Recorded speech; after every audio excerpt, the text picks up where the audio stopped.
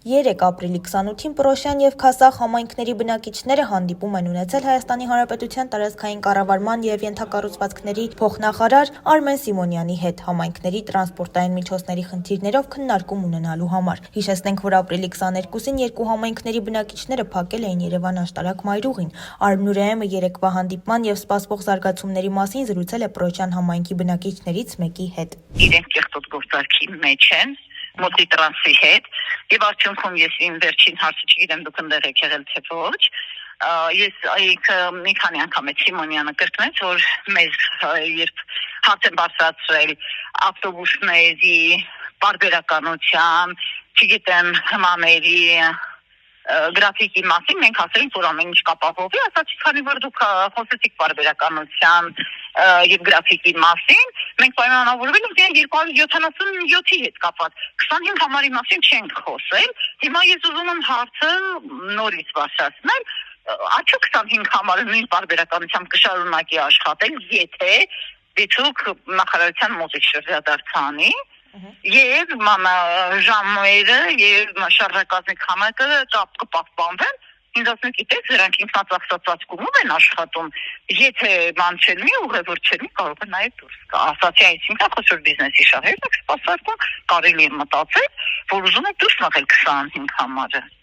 Բայց պարբերաբար նաև նշում էր, որ եթե ուզում եք Երևանի տրանսպորտից օգտվեք, 150 մետր քայլեք, դրան ինչ կասեք։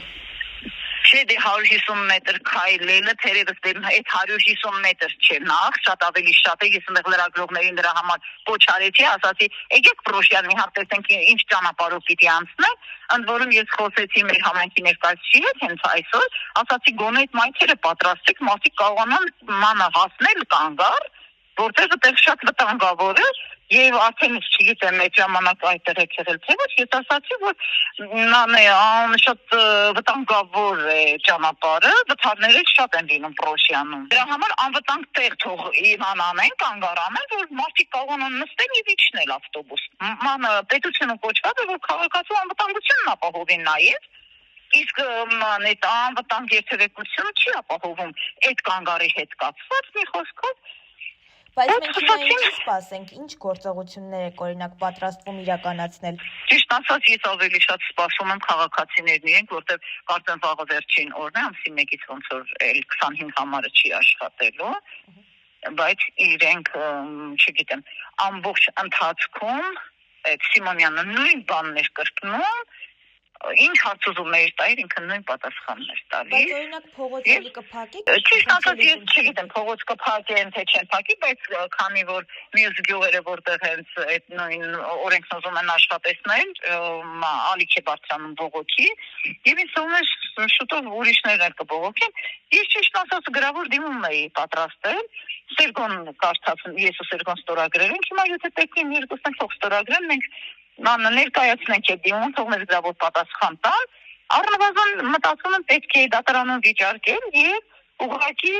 աշխատել ամեն ինչ անել, որ 25 համարը դուրս չգա, պարբերականորեն թող նկարեն ավտոբուսում ինչքան մարդիկ կան, չնայած իրենք կարող են նաեւ ասել, գիտեք, պիկ ժամերին լիքն է լինում, հետո լիքը չի լինում, պետք է պակասեցնենք, իրենք այդ են մտադիր։ Ամեն ինչ տանում են նրան, որ 25 համարը պիտի դուրս գա Պռոշյանից։